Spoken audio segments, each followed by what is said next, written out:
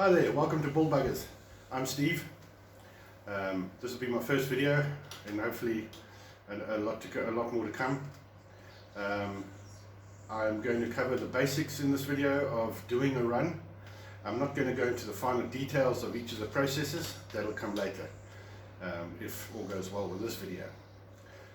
Excuse me if there's going to be one or two screw-ups along the way, but you learn as you go. Now, a lot of friends have, and we've tried over the years making alcohol. Got a few friends that gave it up and thought it was too complicated, and I'm hoping to show that this is not that difficult if you follow simple basic rules. It doesn't have to be complicated. The first mistake that a lot of people make is they want to make their own favorite alcohol that's on the market. It's not possible. Firstly, those companies, they've been making and improving their recipes for decades, if not centuries. You cannot compete with that. You are just starting up.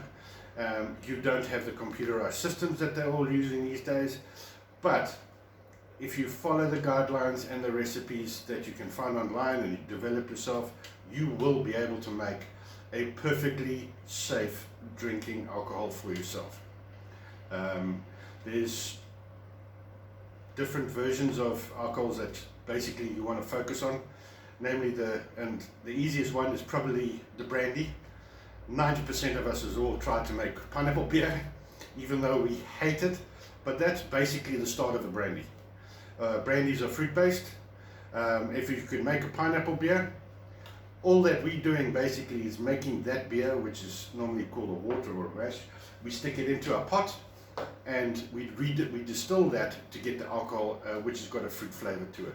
That is a brandy in basics. When it comes to the whiskies, it gets slightly more complicated, where there we use corns and rye.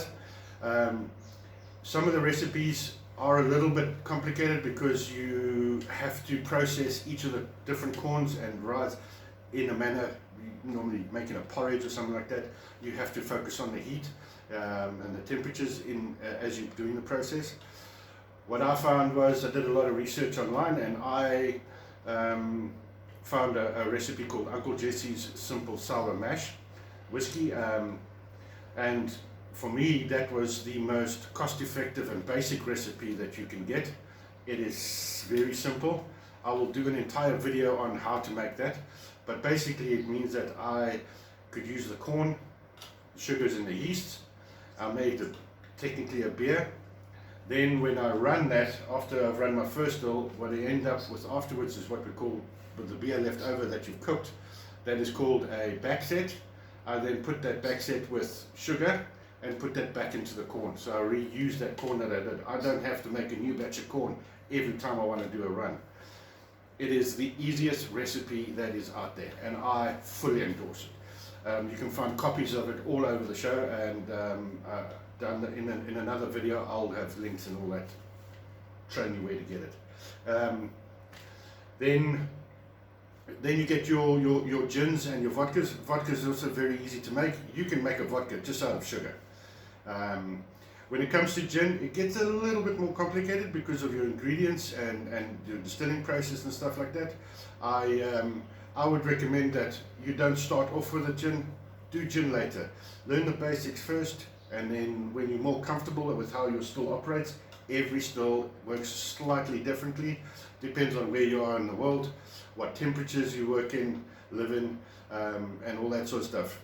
Your fermenting process basically remains the same, but it's totally doable. So after saying all that, hopefully you will enjoy this video and give us a like, subscribe, and look forward to many more of these videos. Hopefully they make sense. Enjoy. So here we've got my basic setup. I've got my pot still. Here is my thumper, which some of the guys in the States will refer to as a doubler. And then over here we have our chiller, which, if you want to focus in on the worm inside, basically it's a coil of copper tube, which the steam goes through, and the cold water, which is coming from an old recycled beer keg, cycles the water through, the cold water through here, and then makes the steam or the alcohol back into a liquid form, and will hopefully collect in this. And that is as easy as it gets for the setup. Okay, thumper starting to activate now. You can hear the bubbles of the steam coming through at the bottom, which is also so cool. I love this job. So as the steam is coming down through the pipe from the still, it's the pipe comes down to the bottom, and the steam's hitting the base of the thumper, which is causing the noise of the and making it. That's why they call it a thumper. Loads of fun. One thing I do here, I add my little moonshine cement, which is a dough mix, around the holes here to just seal it up so no steam is escaping, because if steam escapes anywhere, any part of your still, then you are basically losing alcohol. So that just makes sure, because it's a wood and it swells and then contracts again naturally. So I just put that in to just make sure I'm not leaking any gas, any steam. Okay, so we've got more than enough heads, 4 shots collected now. Just did a fire test with my tablespoon, and I'm burning pure ethanol. It's a nice blue flame. So this I'm going to take out. I'm going to put my heads jar here to start collecting that. Now this we will get rid of the 4 shots. In here's methanol. This is, we don't want this in alcohol. This yeah, we will discard. All right. Once the heads are done, then we'll flow on to, so there's basically 1, 2, 3, 4 parts to your alcohol run. First is the 4 shots to come out, which we throw away. Next is the heads. This you can drink, it's not poisonous, however it does give you a hangover.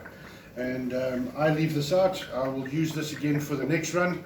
It adds a bit of alcohol to my next run, and I will be redistilling that and getting something I can drink out of that. So this does not go to waste. Then after the heads is finished, we go on to what they call the hearts. And the hearts is what we drink. The hearts has got the flavour in it. It's got the notes of whatever you are fermenting and making out of your beer. Then that is the majority of your run. Towards the end, we will end up with the tails. The tails is where the alcohol will drop below 40%, and then you start to get the oils from the products that you and the ingredients you used in your beer in the original. When you get to the tails, you will see that your alcohol becomes cloudy, and that's because of the oils mixing in with the alcohol. That I will also keep. I won't throw away. I will use that in a future run, because that'll just add, because that'll be alcohol in the 30s, and I will put that inside my next run as well in the future run to give me a bit of add boost in alcohol level when I start stilling. So those are the four key elements of a distill run. When we finish with heads, then we'll start on to the hearts, and we'll have another look and see what we're tasting like and how strong we are.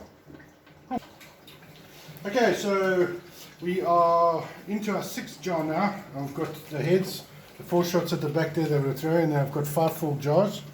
I use smaller jars because when it does, these are all above 40% alcohol. This 6th jar now is finally, I've just taken a measurement here, and we have now just dropped below 40%. 40% alcohol is, well, most bottles you buy at the bottle store are 43. We're looking for anything over 40% to then mix together, because it'll go from about 70 odd percent, and then it drops down to, it's like 70%, and then drops down to 40. Once we get under 40 though, we get the oils through, and in the 30s it starts to get cloudy, and I don't know if the camera can pick this up. This is a previous jar I did, which is nice and clear. This one is slightly hazy because of it's mainly a bottle of tails. Then this one here is an oaked jar of what I like to drink. So this is a whiskey. A lot of people don't realize too that alcohol, when it's made, comes through clear. To get it to this color, we need to add oak to it, or put it in oak, so we call it oaking. There's different ways to oak it. I use a speed method where we actually put oak, toasted or roasted oak pieces inside here. which then gives the color and releases the flavor of the oak into it. And then you get it's the same done with brandy and rum and whiskey. That's how they get their color. Nice thing about this, doing it yourself, there's no added chemicals. There's nothing in here that's not natural, and to be quite honest, quite pleasant. So with this being the end of the run, here's drinking to my own vintage of popcorn whiskey, which still amazes me to this day. Cheers. See you soon in another video. Yeah.